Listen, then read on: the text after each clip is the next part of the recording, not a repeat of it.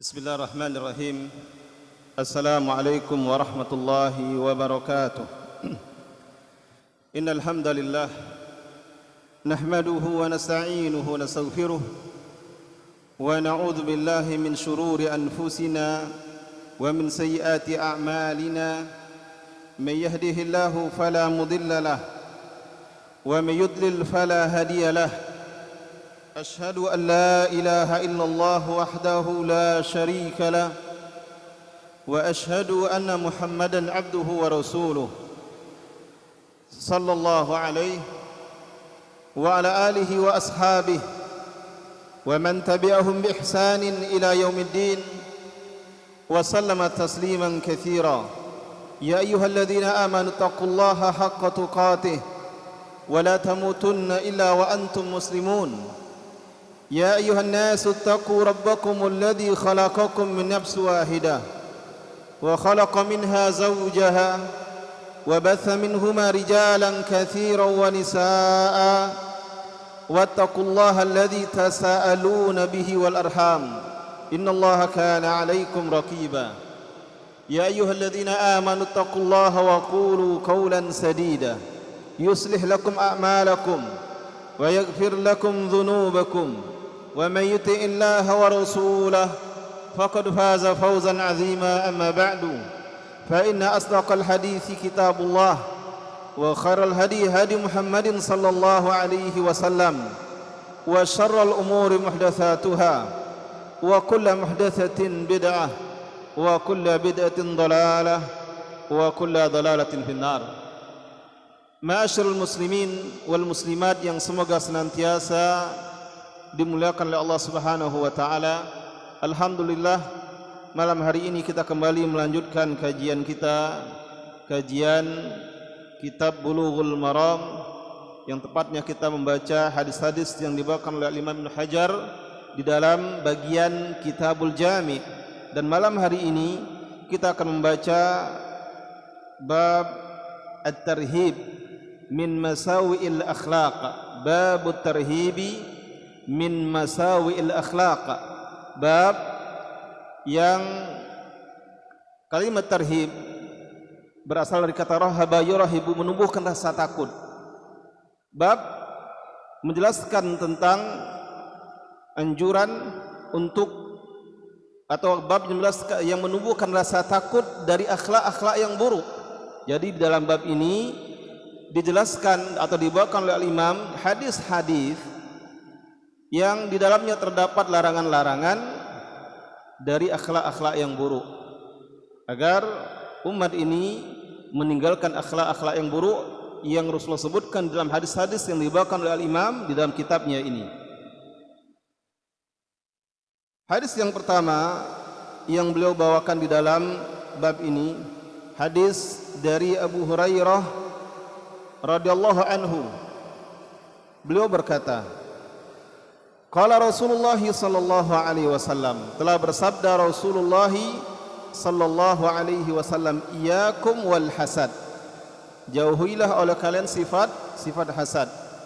Fa innal hasada ya'kul hasanat, karena sesungguhnya sifat hasad itu akan memakan kebaikan-kebaikan. Kama ta'kulun narul hatab, sebagaimana api memakan kayu bakar. Akhrajahu Abu Daud.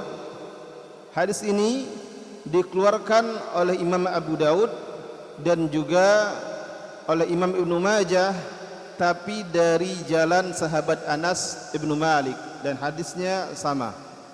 Akan tetapi hadis ini sebagaimana dijelaskan di dalam beberapa kitab seperti kitab Tawdihul Ahkam, kemudian juga kitab-kitab yang lainnya, Syarah Bulughul Maram oleh Syekh Shalih Fauzan, kemudian oleh Syekh Ats-Tsatri, dan beberapa syarah-syarah yang lainnya, hadis ini dhaif.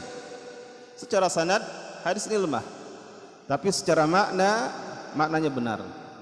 Ada hadis-hadis yang secara sanad hadisnya lemah kedudukannya, tapi secara makna benar, tidak menyelisih hadis-hadis lain yang hak, termasuk hadis ini. Ada beberapa pelajaran yang bisa kita petik dari hadis ini, pelajaran yang bisa kita ambil.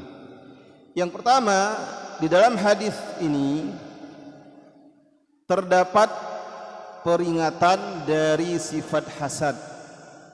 Terdapat peringatan dari sifat hasad dan wajib berusaha untuk menjauhinya.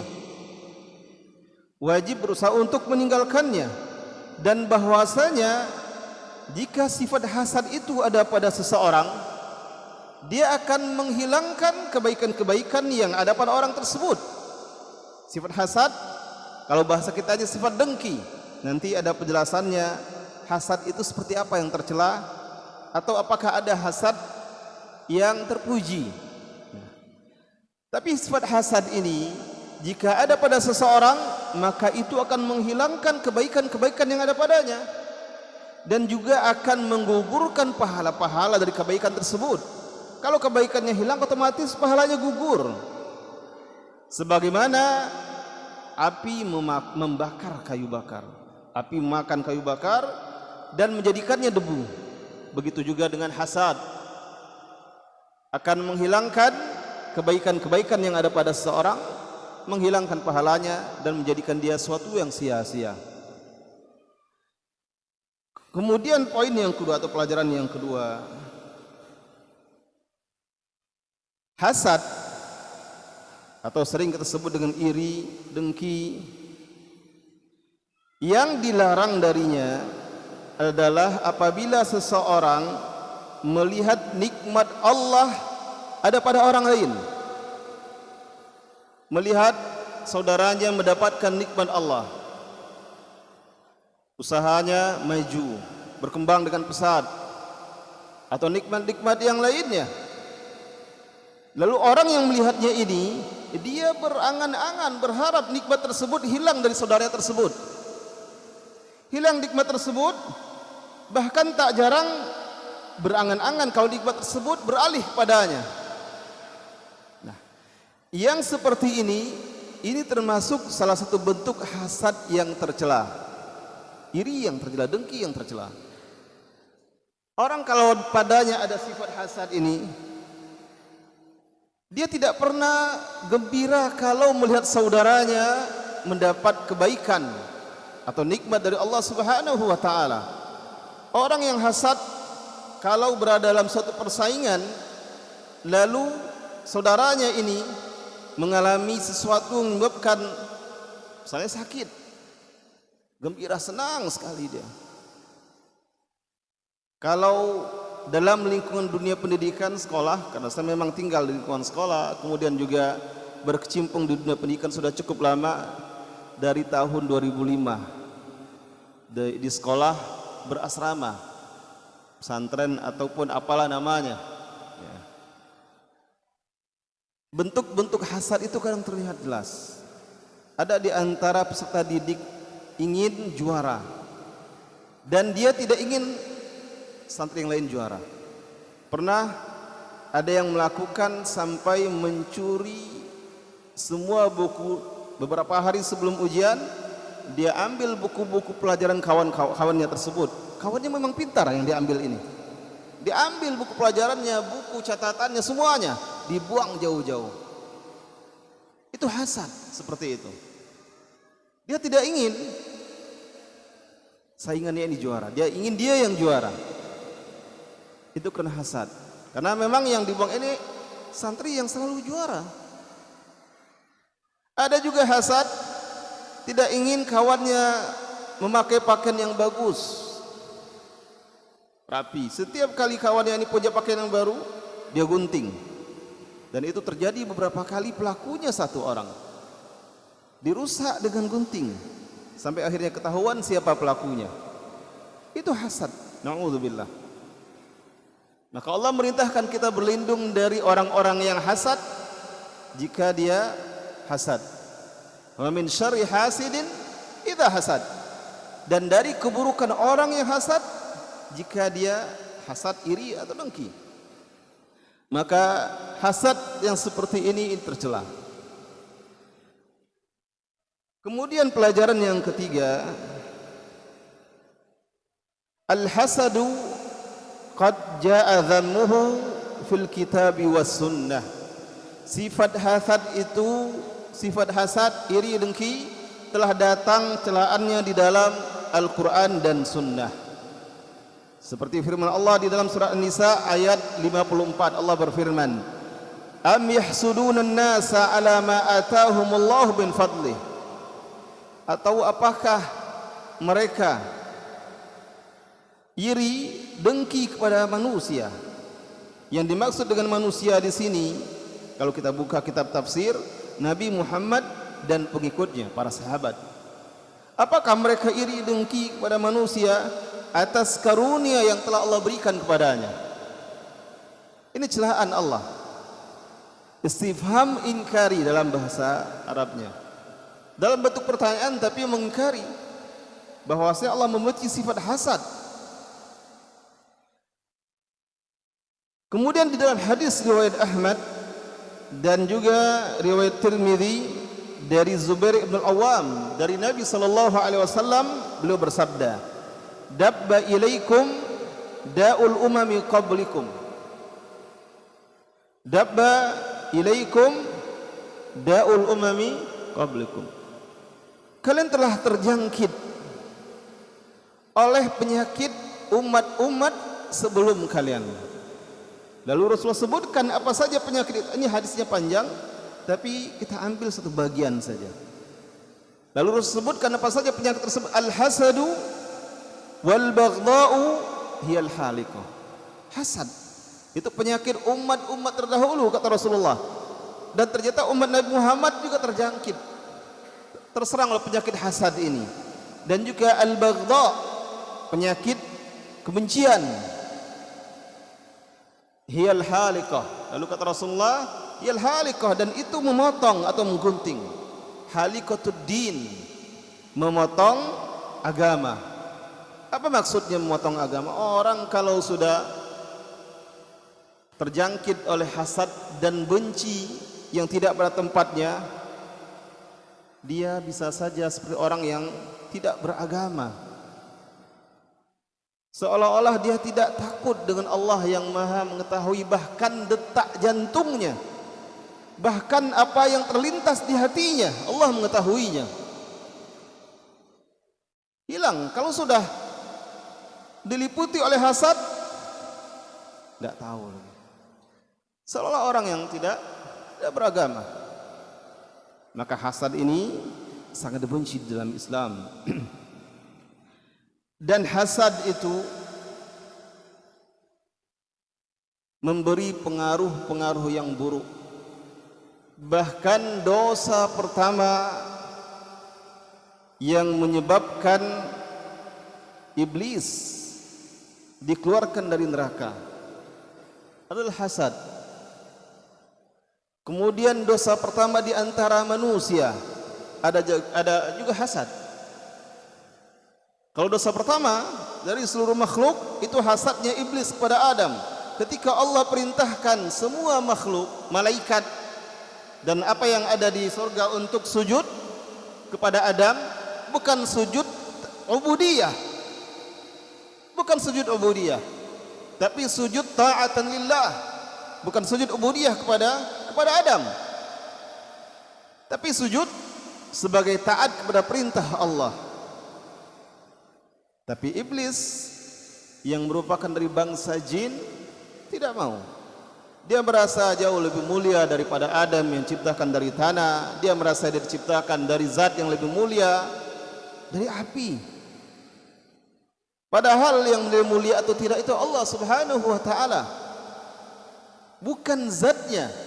Oleh karena itu Allah telah mengingatkan dalam surah Al-Hujurat, "Inna akramakum indallahi atqakum." Sesungguhnya yang paling mulia di antara kalian di sisi Allah adalah orang yang paling bertakwa di antara kalian. Bukan orang yang paling tampan, bukan orang yang paling cantik, bukan zatnya yang Allah nilai, tapi yang paling bertakwa. Maka iblis terlaknat dan dicampakkan, dikeluarkan dari neraka bukan karena zatnya, tapi karena hasadnya. Dan ketika itu dia adalah makhluk Allah yang paling tidak bertakwa. Allah perintahkan sujud kepada Adam, dia tidak mau sujud. Begitu juga dosa yang terjadi di antara anak Adam. juga karena hasad. Allah menerima dari salah seorang anak Adam kurbannya dan tidak menerima dari yang satunya. Lalu dia hasad. Dan dia juga hasad, kenapa dinikahkan dengan si fulana dan kenapa dia dengan si fulana yang ini. Hasad, iri. Dan itu awal mula terjadi pembunuhan. Kemudian pelajaran yang keempat dari hadis larangan hasad tersebut, hasad itu adalah tabiat manusia. Hasad adalah tabiat manusia. Hampir setiap orang ada benih-benih hasad padanya. Tapi ada orang-orang yang berusaha mengendalikan sifat hasadnya dan menundukkan hawa nafsunya. Ada orang-orang yang memperturutkan apa yang diinginkan oleh sifat hasad yang ada pada dirinya. Maka sifat hasad itu ada pada setiap orang. Tapi bedanya antara si fulan dengan si fulan ini dia tundukkan hawa nafsunya. Dia kuasai hasadnya. Dia tidak perturuti rasa dengki. Pasti ketika seorang melihat saudaranya berhasil, muncul rasa ingin seperti itu. Muncul rasa kagum dan sebagainya, iri dan sebagainya. Tapi ada orang-orang yang iri, dia hanya sebatas kagum dan sebagainya dan berdoa kepada Allah, ya Allah, bukakan juga pintu rezekimu kepadaku seperti hambamu si fulan itu. Ada yang hasad, lalu dia berharap agar si fulan itu bangkrut usahanya. Entah bagaimana caranya, kadang dia berbuat sesuatu yang menyebabkan usaha saudaranya hancur dan sebagainya. Itu contoh yang sederhana dalam kehidupan kita. Dan sebagian ulama menyebutkan bahwasanya hasad itu terbagi menjadi beberapa tingkatan. Yang pertama di antara bentuk hasad itu, man yas'a fi zawali ni'matil mahsud. Orang yang berusaha menghilangkan nikmat orang yang diirinya, didengkinya. Ada orang yang berusaha menghilangkan bil baghi alaih, dengan bertindak berlaku zalim kepadanya, bil qauli wal fi'li, baik dengan perkataan ataupun perbuatan. Bagaimana dengan perkataan? Contoh yang sehari-hari kita, jangan lagi belanja di situ, mahal itu, atau barang yang dijual itu banyak barang KW. Nah, disebarkan informasi yang tidak benar karena hasad tadi. Jangan lagi bekerja sama dengan dia, dia itu tidak amanah. Ini dengan kaul, dengan ucapan, karena hasad tadi. Disebarkan berita-berita, informasi yang tidak benar tentang saudaranya, sehingga usaha saudara menjadi bangkrut atau berkurang pendapatannya. Jangan beli madu dari dia, itu madu tidak murni. Kalau tidak percaya, cobalah beli, bawa ke rumah, tidak akan pecah gelas, tidak madu murni. Sebagian orang candaannya seperti itu. Apa tanda madu murni? Bawa ke rumah. Kalau pecah piring, madu asli. Pecah piring, pecah gelas, berarti asli. Tapi kembali ke bahasan madu. Kadang sebagai hasad persaingan sama penjual madu, disebarkan berita, informasi, madu si fulan itu madunya tidak asli, makanya harganya aja murah. Madunya campuran airnya, cobalah masukkan kulkas beku dah. Kasih ke semut, mau semut, banyak semut. Nah, banyaklah disebarkan berbagai cerita-cerita. Akhirnya menurun jual beli madu kawannya, dan jual beli madu dia meningkat. Walaupun mungkin bukan dia yang langsung menjajakan, dia titipkan beli orang lain, jadi tidak tahu. Tapi seperti itu. Kadang hasad ini, na'udzubillah. Jadi ada orang-orang ketika dia hasad, dia berusaha untuk menghilangkan nikmat yang ada pada saudaranya, baik dengan perkataannya atau perbuatannya. Ini bagian yang pertama atau contoh jenis yang pertama. Kemudian jenis yang kedua, man yas'a fi naqli dzalika ila nafsi. Kalau tadi berusaha menghilangkan. Yang kedua, orang yang berusaha memindahkan nikmat saudaranya kepada dirinya karena dia hasad. Dia pindahkan nikmat saudara tersebut pada dirinya, dan itu kadang banyak terjadi. Iri dengki, kawannya punya sesuatu yang baru, kawannya lengah dia ambil, terutama itu ketika benda-benda kecil dia ambil, dia pakai. Tentu kalau di masyarakat mungkin jarang, seperti kami yang hidup bersama santri, kadang ada saja yang seperti itu. Karena memang anak-anak kita itu bukan malaikat, manusia biasa. Kadang tertarik dia dengan jam tangan kawannya, dia ambil, dia pakai.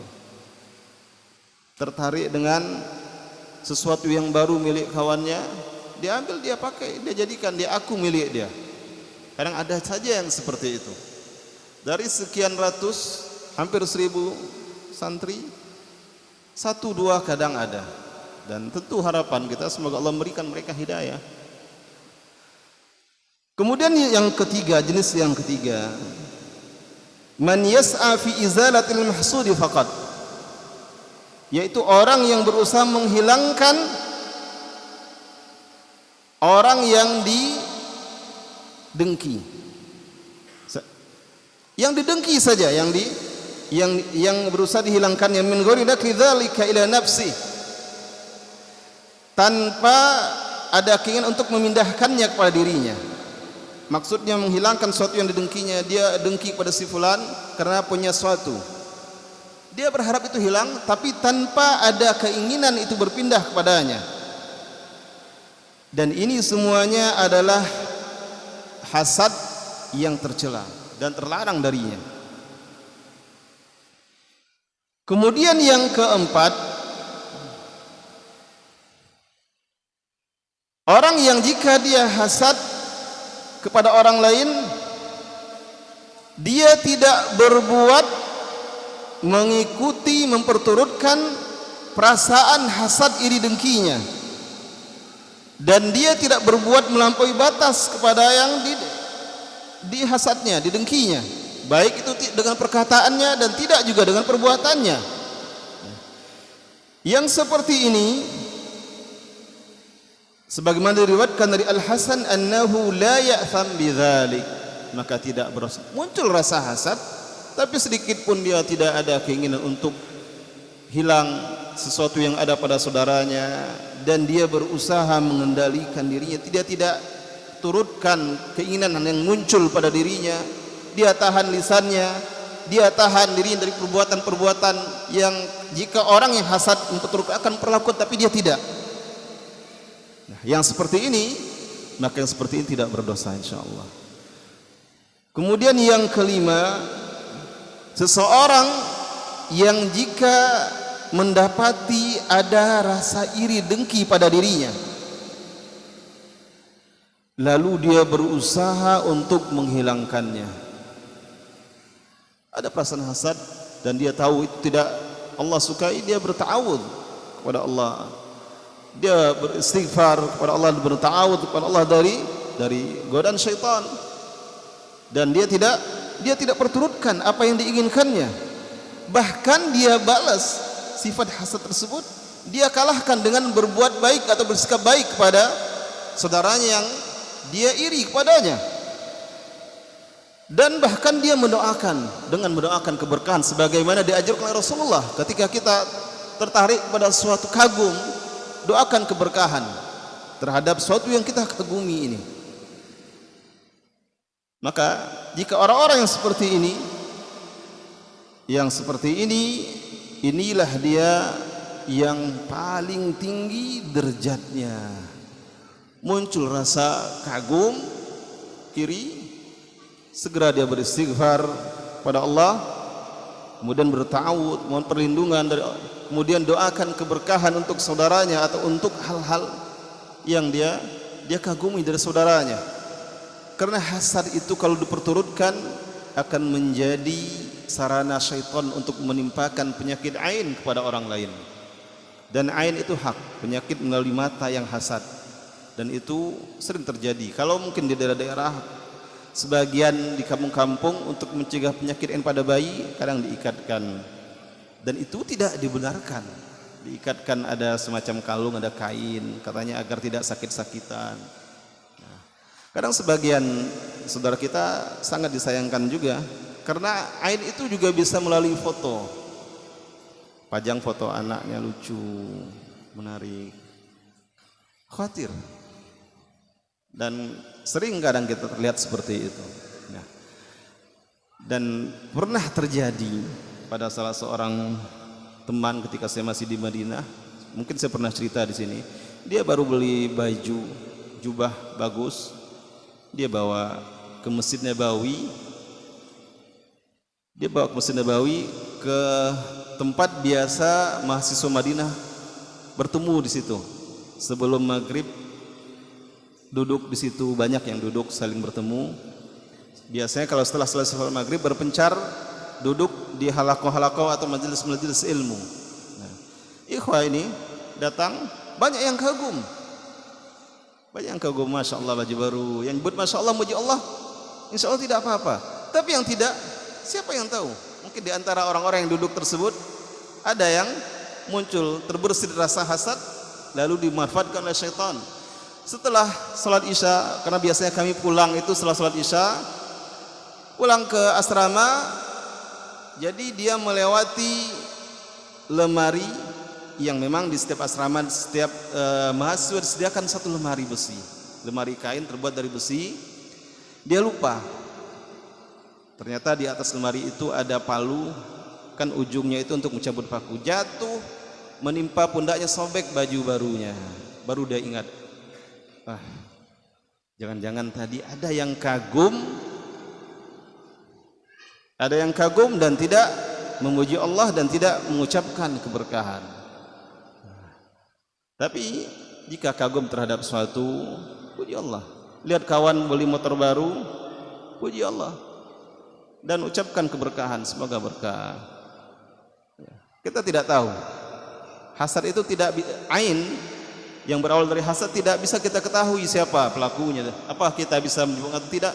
Karena syaitan memanfaatkannya. Siapapun bisa menjadi sarana oleh syaitan untuk menimpakan ain pada saudara ketika ada sifat atau terbesit hasad padanya dan dia tidak memuji Allah dan tidak mendoakan keberkahan. Tapi orang-orang yang muncul rasa hasad, dia lawan rasa hasadnya, dia berusaha menghilangkannya, lalu dia balas dengan sesuatu yang baik.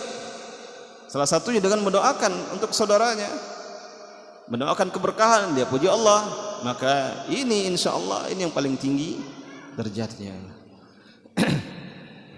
Kemudian pelajaran yang kelima, Asy-Syaikh Abdurrahman As-Sa'di rahimahullah pernah mengatakan al-hasadu naw'an. Kata beliau, hasad itu secara umum ada dua jenis, kata beliau.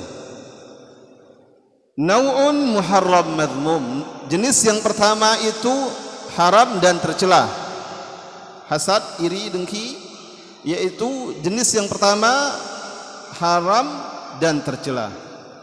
Hasad yang bagaimana? Ayyatamanna zawala ni'matillahi 'anil 'abdi. Seseorang yang pada dirinya ada rasa hasad, rasa iri, rasa dengki, kemudian dia berangan-angan berharap hilangnya nikmat Allah dari hambanya atau dari saudaranya yang dia iri kepadanya. Ini yang pertama dan ini tercela.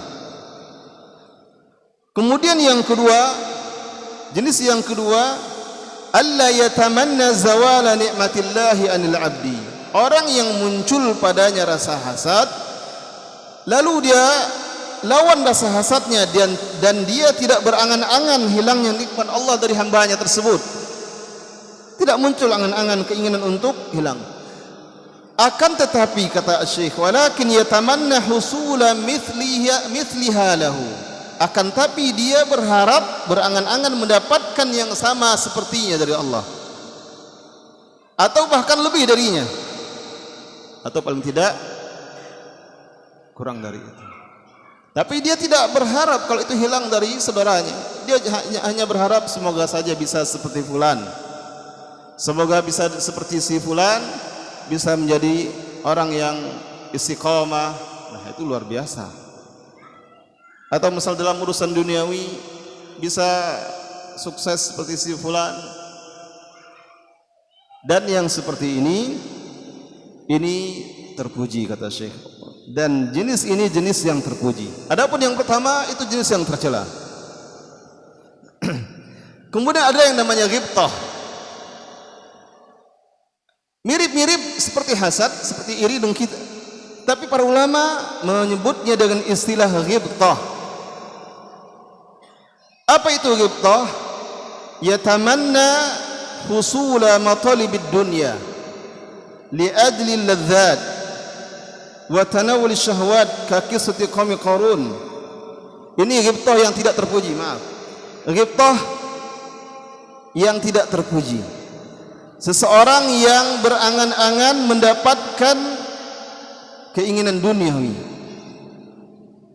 karena kelezatan atau kenikmatan dunia atau syahwat, keinginan syahwatnya, seperti kisahnya kaum Qarun, berangan-angan seperti Qarun tersebut, ingin seperti Qarun. Nah, ini juga tercela. Tapi di dalam salah satu hadis Rasulullah mengatakan, indamad dunya li arba'ati nafar. Sesungguhnya di dunia ini ada 4 tipe orang, tipe manusia. Ada 4 jenis manusia. Lalu Rasul sebutkan satu persatu. Yang pertama, seorang yang Allah berikan ilmu dan harta. Saya pernah sebutkan di sini beberapa kali hadisnya. Lalu dengan ilmunya dia pergunakan hartanya di jalan Allah. Dia hubungkan silaturahminya dan dia dia berikan hak-hak Allah yang ada pada hartanya karena ilmunya. Maka dia mendapatkan ganjaran dan tempat yang mulia dari Allah. Yang kedua, seseorang yang Allah beri ilmu tapi Allah tidak berikan harta kepadanya. Ya biasa-biasa saja hidupnya dibandingkan orang yang pertama tadi dari sisi harta. Lalu dengan ilmunya dia berniat yang benar.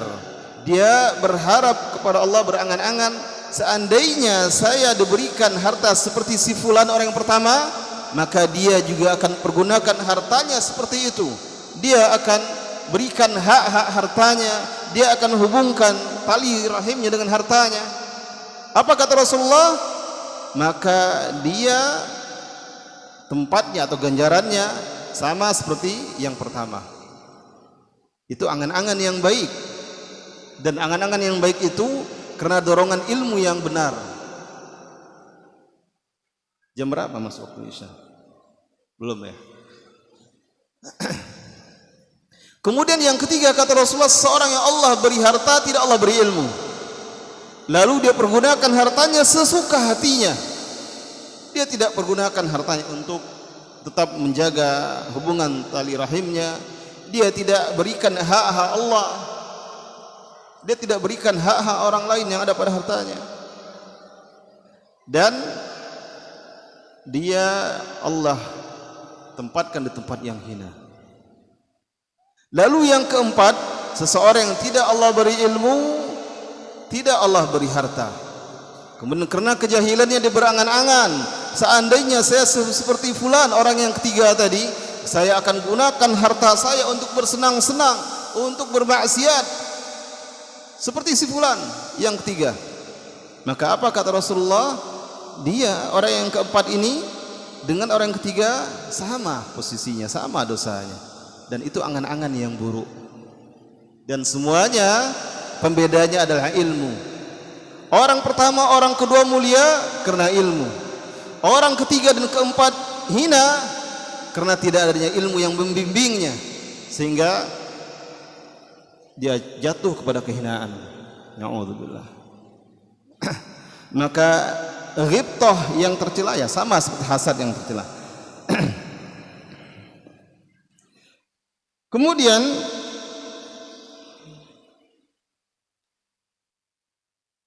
penyakit hasad itu obatnya ilmu yang bermanfaat dan amal yang bermanfaat. Itu obatnya.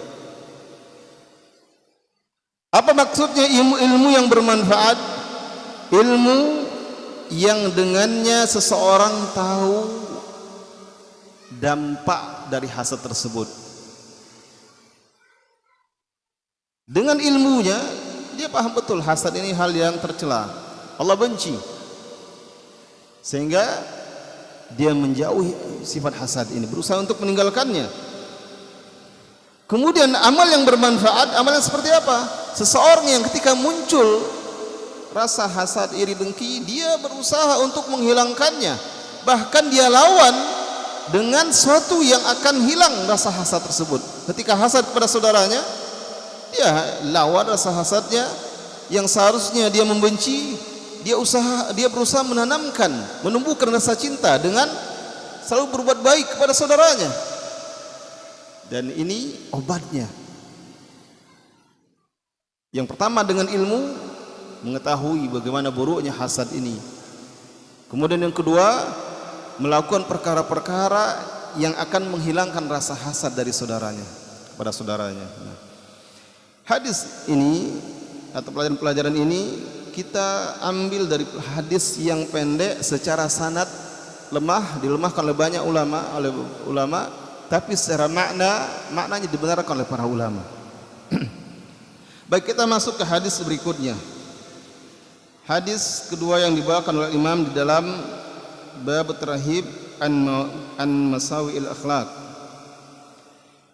Dari Abu Hurairah radhiyallahu anhu, beliau berkata, telah bersabda Rasulullah sallallahu alaihi wasallam, "Laisa asy-syadidu bis-sur'ah, innama asy-syadidu alladhi yamliku nafsahu 'inda al-ghadab." Muttafaq alaih. Dari Abu Hurairah radhiyallahu anhu, beliau berkata, telah bersabda Rasulullah sallallahu alaihi wasallam, orang yang kuat itu bukan orang yang menang ketika bergulat, berkelahi. Sesungguhnya orang yang kuat itu orang yang menguasai dirinya ketika dia marah. Dia mampu mengendalikan emosinya. Itu dia yang sebenarnya kuat. Kuat yang hakiki itu orang yang selalu berusaha mengendalikan amarahnya. Tidak dia tumpahkan, tidak betul-betul dia walaupun tersiksa. Ustaz berat, Ustaz banyak yang Ustaz berat, Ustaz. Oleh karena itu pahalanya besar. Allah persiapkan untuknya surga yang luasnya seluas langit dan bumi. Karena berat, memang berat. Bahkan dalam hadis riwayat Ahmad, walaupun sebagian ulama menselisihkan rawi hadis ini, Allah sediakan pintu khusus untuk orang-orang yang pemaaf dan mengendalikan emosinya. Babu kadhibil ghaidh wal afi an mazlamah. Bab untuk orang-orang yang mengendalikan emosi dan maafkan kezaliman orang lain. Sampai seperti itu. Memang berat, makanya pahalanya juga besar. Kalau ringan-ringan saja, ya ringan, kecil pula pahalanya. Karena pahala itu Allah berikan kadang sesuai dengan pengorbanan dan ganjaran. Dan itu Rasulullah ingatkan kepada Aisyah. Sesungguhnya ganjaran haji atau umrahmu sesuai dengan pengorbananmu dan kesusahan yang engkau hadapi. Tapi bukan berarti dibuat-buat susah. Ini juga tidak benar.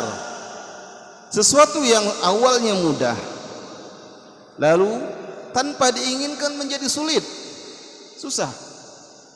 Ini dia maksud hadis ini. Tapi kalau sesuatu yang mudah lalu dibuat-buat susah, sesuai dengan seperti yang dilakukan oleh sebagian orang, ini pun tidak dibenarkan.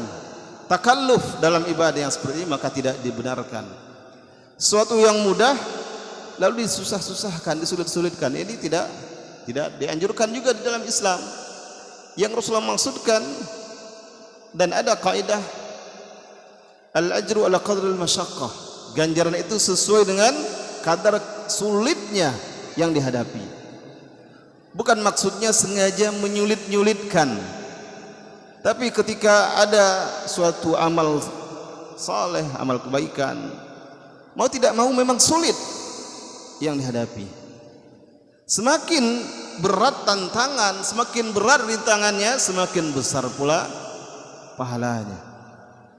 Bukan amal yang awalnya mudah lalu sengaja diberat-beratkan. Nah, bukan itu maksudnya. Itu malah tidak pernah dianjurkan. Tidak pernah dianjurkan untuk takalluf dalam beribadah seperti itu. Baik, Rasulullah mengatakan, "Innamasy syadidul ladzi yamliku nafsahu indal ghadab." Hadis riwayat Bukhari dan Muslim. Sesungguhnya sudah masuk Isya? Belum? Ya.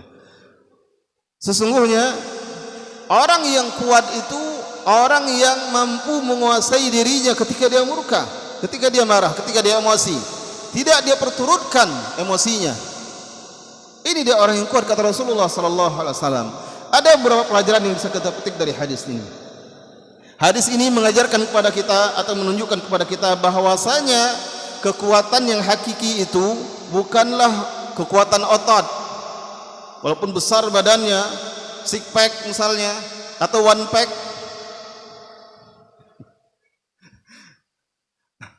Saya ingat beberapa hari yang lalu saya berkunjung kepada salah seorang ikhwah. Sudah bertahun-tahun saya tidak bertemu. Ketika duduk di kantornya, tebal tempat pinggang Ustadz sekarang katanya. Bahasa halus, tempat pinggang maksudnya perut kok makin ke depan. Tebal tempat pinggang Ustadz. Karena sekarang lagi tren, sebagian orang kemana-mana bawa tas selempang. Kadang dia dapat pinggang diselempangkan. Jadi ketika saya duduk, dia lihat saya badan makin berisi. Katanya tebal dapat pinggang Ustadz sekarang, besar. Ya, bahasa halusnya. Nah, tapi bukan itu yang kuat hakiki itu, kata Rasulullah. Jadi yang kuat itu bukan yang kuat ototnya. Walaupun dia mampu mengangkat barbel melebihi kemampuan orang lain, bukan berarti itu yang kuat. Dan bukan juga kuat kekuatan misalnya jabatannya, karena jabatannya dia berani dan sebagainya, karena kekuasaannya dan sebagainya. Bukan itu yang kuat itu. Yang kuat itu adalah kekuatan ma'nawiyah. Maksudnya ma'nawiyah tidak terlihat dari zahir fisik, tapi kekuatan itu ada pada jiwanya. Dia mampu mengendalikan emosinya. Dia mampu menundukkan hawa nafsunya. Padahal dia sanggup. Kalau dia mau marah, sanggup dia marah.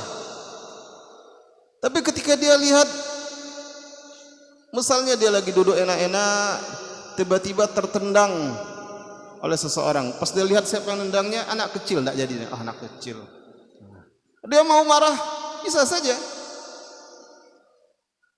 Tapi dia tidak marah. Dan itu yang sebenarnya kuat itu.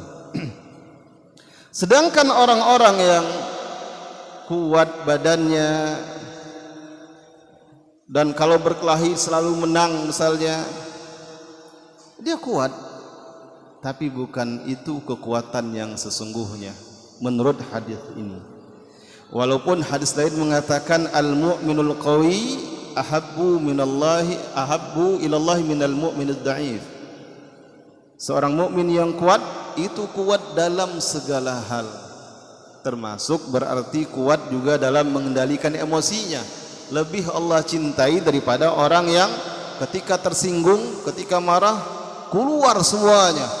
Bahkan hafalan kebun binatangnya keluar semuanya. Padahal dia sudah lama mungkin berkunjung ke kebun binatang, tapi masih ingat. Kalau sudah emosi ingat semuanya, keluar semuanya.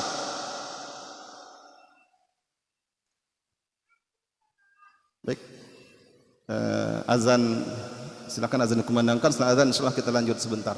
Baik, kita lanjutkan.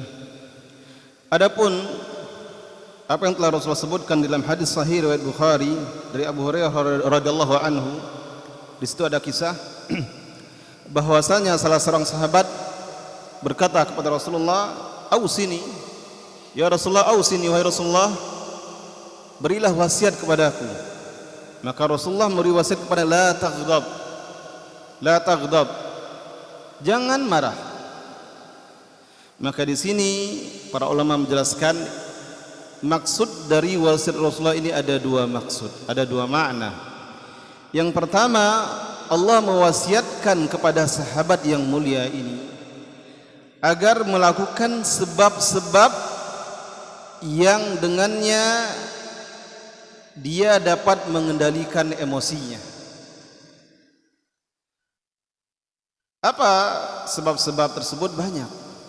Misalnya akhlak yang baik, kemudian sifat al-hilm. Al-hilm itu sabar ketika mendapatkan perlakuan yang tidak baik. As-sabar, sabar umum, sifatnya umum, tapi al-hilm lebih lagi. Ya. Atau juga ada rasa malu, al-haya, malu. Sebagian orang malu kalau dia marah. Malu kalau, loh Ustadz kok kayak gitu, kok emosi, kok kayak preman dia. Nah, kadang kan malu kalau marah, lalu dia berusaha, walaupun mungkin jaim, jaga image-nya, tapi dia kendalikan. Atau juga dia berusaha menanggung beratnya emosi tersebut. Ya sabar, sama sabar tadi. Atau menahan diri dari bersikap buruk, berbuat buruk, membalas dan sebagainya. Nah, ini hal-hal yang dengannya seseorang akan mampu menahan emosinya. Kemudian makna yang kedua, yaitu seseorang yang mendapatkan suatu perlakuan yang seharusnya dia bisa emosi, tapi dia tidak melakukan hal tersebut walaupun dia mampu melakukannya. Malah sebaliknya, dia berusaha sekuat tenaga untuk mengendalikan emosinya. Nah, ini dua makna dari wasiat Rasulullah taghdab. Makna yang pertama, lakukan hal-hal yang dengannya engkau tidak bisa marah. Biasakan sesuatu yang engkau tidak menjadi seorang yang pemarah. Ini makna yang pertama. Yang kedua, kendalikan marahmu ketika engkau mendapatkan sesuatu yang menyebabkan engkau marah, kendalikan, tahan dia. Kalau tadi makna yang pertama, membiasakan hal-hal yang positif sehingga memiliki sifat pemaaf, penyabar, tidak emosian. Kemudian makna yang kedua, jika memang menemukan sesuatu yang menyebabkan engkau marah, kendalikan emosimu. Berjuanglah sekuat tenaga, tahan agar engkau tidak marah. Nah, ini makna dari wasiat Rasulullah tersebut. Kemudian ada hadis yang diriwayatkan oleh Imam Abu Dawud dan Imam At-Tirmidzi, dan beliau menghasankannya dari Mu'adz ibnu Anas al-Juhani dari Rasulullah sallallahu alaihi wasallam, man qadhama ghaidhan, barang siapa yang menahan ghaidh, marahnya, dan wa huwa qadir ala ayyunafidhahu, dan dia sanggup untuk melepaskan kemarahannya, sanggup membalas. Orang yang punya kekuatan, punya kekuasaan, dia sanggup membalas, tapi dia tidak luapkan amarahnya, tidak luapkan emosinya. Maka yang seperti ini, kata Rasulullah, da'ahu Allahu ala ru'usil khalaik, Allah akan memanggilnya di hadapan semua manusia. Allah akan memanggilnya, wa yukhayyiruhu min ayyil hurisha, wa yukhayyiruhu min ayyi hurisha, dan Allah berikan pilihan kepadanya bidadari yang dia inginkan. Allah berikan, itu ganjaran yang luar biasa. Ganjaran untuk siapa? Untuk orang-orang yang mampu mengendalikan emosinya. Padahal dia sanggup untuk menumpahkan, meluapkan emosinya, marahnya, tapi dia tidak luapkan. Dan dia mengharapkan ganjaran dari Allah Subhanahu wa taala. Ada orang yang tidak meluapkan emosinya tapi bukan karena mengharapkan ridha Allah, karena tak sanggup. Dia marah setelah dilihatnya ternyata orang yang dia marah ini kuat, besar. Misalnya ngadu anaknya, diganggu orang di sana, datang dia, pas sudah ketemu orangnya ternyata besar, tidak jadi dia marah. Berarti dia bukan menahan marahnya karena Allah, tapi karena tidak berani. Dan sebaik-baik teladan kita adalah Rasulullah sallallahu alaihi wasallam dalam masalah ini. Baca kisah beliau ketika beliau berdakwah ke Taif. Ketika Khadijah wafat, kemudian pamannya Abu Talib wafat, beliau sedih luar biasa. Dan orang-orang musyrik Quraisy di Mekah tidak lagi segan. Selama Abu Talib hidup, mereka segan untuk bersikap melampaui batas ke Rasulullah. Mereka tahan-tahan oleh orang-orang musyrik Quraisy. Setelah Abu Talib wafat, semakin menjadi-jadi perangai mereka. Akhirnya Rasulullah mencoba peruntungan dakwah keluar kota, dan beliau memilih Taif menjadi tujuan dakwahnya, berharap suku-suku Arab yang ada di Taif mau menerimanya dan menjadi orang-orang yang akan melindunginya, membantunya dan menolong dakwahnya. Ternyata sampai di Taif lebih kurang sama apa yang dihadapi di Mekah. Beliau dicaci maki, diusir. Bahkan ketika beliau beristirahat di salah satu kebun kurma, beliau mendapatkan perlakuan yang tidak menyenangkan, bahkan dilempar dengan batu dan sebagainya. Akhirnya beliau pulang dengan kesedihan, dan di perjalanan di dalam beberapa riwayat disebutkan beliau melihat ke atas, beliau melihat ada awan yang selalu mengiringinya, dan ternyata ada Jibril di situ. Dan Jibril mengucapkan salam kepada Rasulullah. Rasulullah menjawabnya. Lalu Jibril mengatakan bersamanya ada Malakul Jibal, malaikat yang Allah amanahkan untuk menjaga gunung-gunung. Dan malaikat Jibal pun mengucapkan salam kepada Rasulullah. Rasulullah jawab. Setelah itu malaikat Jibal menawarkan jika Rasulullah menginginkan, dia mampu menimpakan 2 gunung kepada kaum yang telah menyakitinya, pada kaum penduduk Taif. Apa kata Rasulullah? Bal arju ayyukhrijallahu min aslabihim man ya'buduhu wa la yusyriku bi syai'a. Bayangkan bagaimana sabarnya beliau. Beliau mampu balas tapi beliau tidak balas. Akan tapi saya mengharapkan Allah kelak akan mengeluarkan dari sulbi mereka, dari keturunan mereka, orang-orang yang beribadah kepada Allah dan tidak mensekutukannya. Itu sabarnya Rasulullah dalam berdakwah. Menerima perlakuan yang tidak menyenangkan, beliau tidak balas.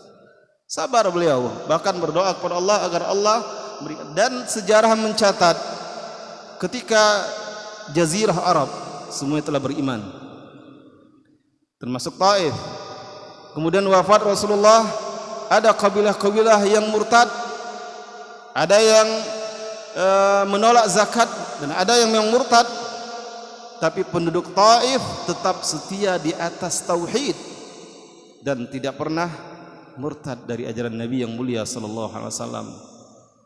Kemudian masih bagian dari cerita tersebut, ketika Rasulullah berdoa, Rasulullah bertemu dengan At-Tufail Al-Asadi, At-Tufail Ad-Dausi dari kabilah Daus. Kabilah Daus ini mendiami negeri yang Ma'rib dan sekitarnya, Yaman. Kalau sekarang Yaman. Tufail Ad-Dausi masuk Islam, lalu kembali kepada kaumnya, berdakwah kepada kaumnya. Sebagian kaumnya beriman, sebagian tidak.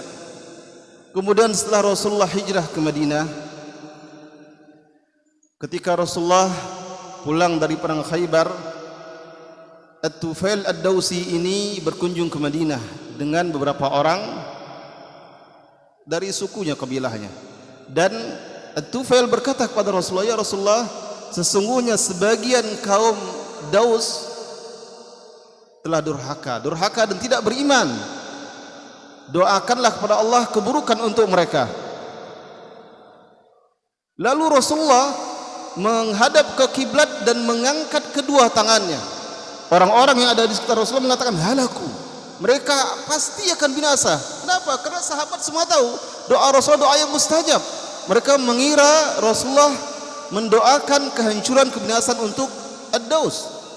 Ternyata Rasulullah berdoa kepada Allah agar Allah memberi hidayah kepada Daus dan mendatangkan mereka kepada Rasulullah. Itu doa Rasulullah. Bayangkan sabarnya Rasulullah sallallahu alaihi wasallam ketika dia mampu, padahal dia mampu untuk memohon pada Allah, tapi beliau tidak memohonkannya. Jarang sekali Rasulullah membalasnya. Nah, ini teladan kita. Apalagi dalam berdakwah, menyebarkan dakwah ini. Dan dai itu bukan hanya seperti saya saja, bukan hanya seperti Ustaz Ridho, tapi antum semua punya posisi masing-masing dalam dakwah. Dakwah untuk diri sendiri, untuk keluarga, untuk orang-orang yang ada di sekitar kita, butuh kesabaran semuanya. Bahkan mendakwahi diri sendiri butuh sabar, mendakwahi keluarga butuh sabar. Dan sabar itu luar biasa.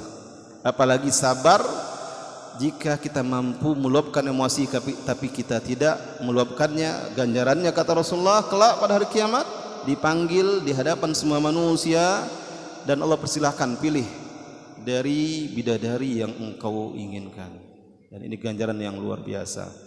Mungkin ada pertanyaan dari ibu-ibu, bagaimana kami para ummahat, para akhwat kalau masuk surga? Kami penyabar terhadap suami-suami kami. Disuruh pilih apa? Wallahu alam. Tapi Allah itu maha adil. Ya, Allah maha adil. Allah akan berikan pilihan yang jauh lebih baik. Tentunya Allah maha adil. Di sini Allah tidak kabar, Rasulullah tidak kabarkan disuruh pilih apa. Baik, ini saja materi kita malam hari ini. 2 hadis kita baca dari bab Tarhib min Masawi al-Akhlaq. Mudah-mudahan Allah berikan kesehatan untuk pertemuan berikutnya. Kita buka tanya jawab atau bagaimana? Baik, waktu yang tersisa beberapa menit ke depan kita buka untuk tanya jawab. Silahkan. Silahkan kepada jamaah jika ada pertanyaan.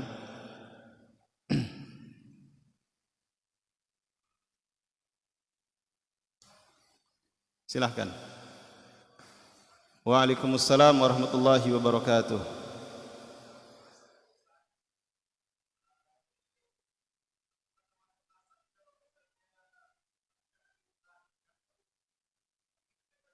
Ya.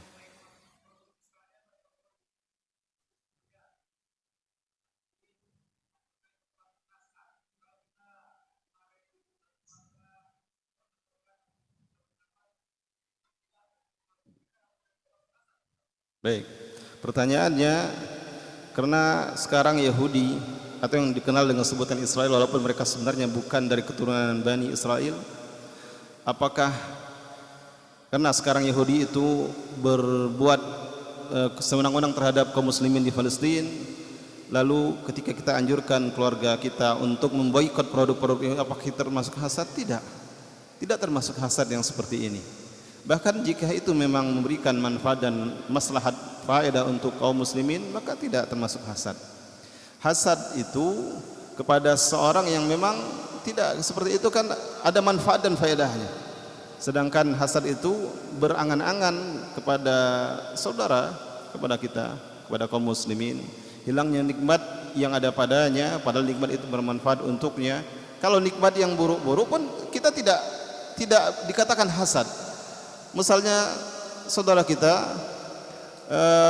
mendapatkan suatu dari undian lotre atau dari judi, kita berharap semoga itu Allah hilangkan, tidak Allah berkahi dan sebagainya. Maka itu bukan termasuk hasad yang seperti itu. Dan semoga tentu doakan agar Allah berinya hidayah kalau saudara-saudara kita. Tapi seperti yang dilakukan oleh bangsa Yahudi, maka itu tidak. Ketika kita ajak saudara keluarga kita untuk tidak membeli produk Yahudi, maka itu tidak disebut hasad. Wallahu a'lam bishawab. Ya. Baik, silahkan jika ada pertanyaan yang lain.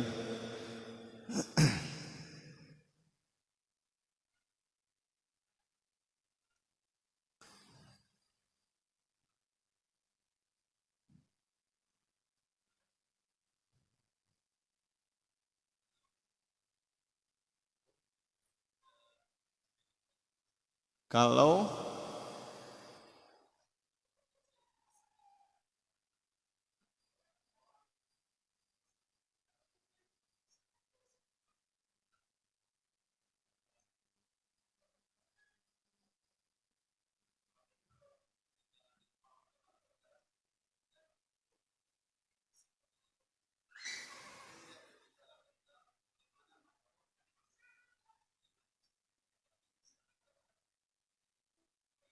ya,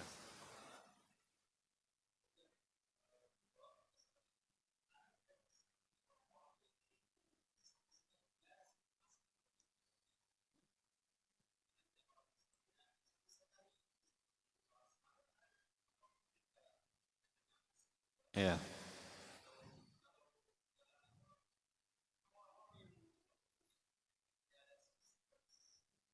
Baik.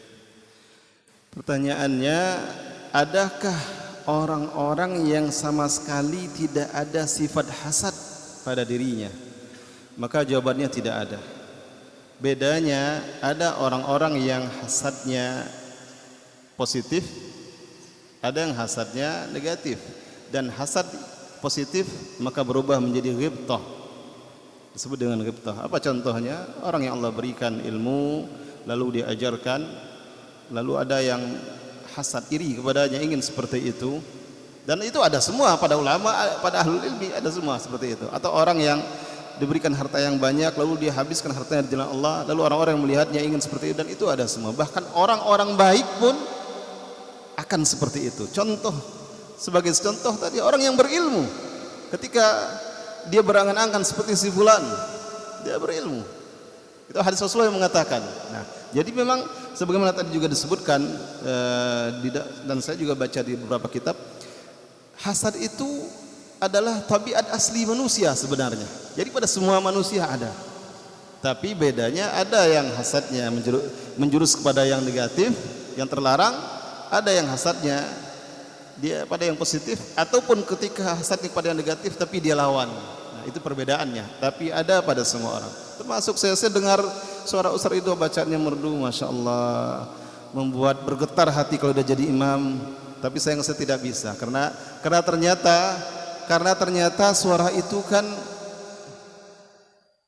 karunia dari Allah, tidak bisa dibuat-buat suara yang merdu itu. Nah, Masya Allah. Nah, itu contoh. Kadang senang kita mendengar atau lihat saudara kita, Masya Allah, lihat di parkiran, ini motor bagus sekali, kapanlah saya punya motor seperti ini misalnya. Ini motor anak kereta, Masya Allah. Nah, tapi seperti itu, ketika seorang melihat suatu yang dia kagum terhadapnya, dia segera puji Allah dan doakan keberkahan. Dan itu ada semua, karena itu adalah tabiat asli manusia yang Allah ciptakan manusia dengan dan ada. Tapi Allah perintahkan kita untuk berusaha mengendalikan hasad tersebut. Wallahu a'lam bishawab. Ya. Baik, masih ada pertanyaan yang lain?